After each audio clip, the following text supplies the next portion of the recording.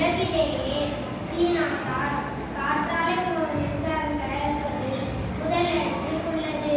இங்கு ஒரு வருடத்திற்கு 20,000 மெகாவாட் மின்சாரம் தயாரிப்பது.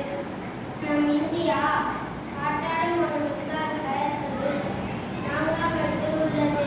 இதன் சிறப்பு என்னவென்றால் நம் தமிழ்நாடு காற்றாலை மூலம் மின்சாரம் தயாரிப்பதில் முதலிடத்தில் உள்ளது. இது எனவே பெருமைக்குரியதாகும். இதுதான் சூரிய மின்கதிர்.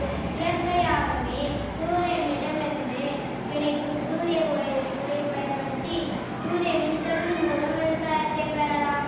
இவையும் ஒரு வகை ஆற்றல் தான். இவற்றால் சுற்றுச்சூழல் பாதிப்படையாது. இதுதான் நெகிழி.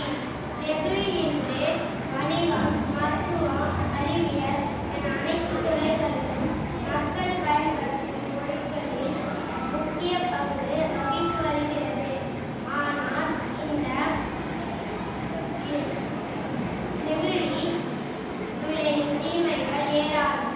இவை தயாரிக்கும் போது வெளிவரும் ரசாயன கழிவுகளால் நீர் நிலையங்களில் கலந்து நீரை மாசுபடுத்துகின்றது.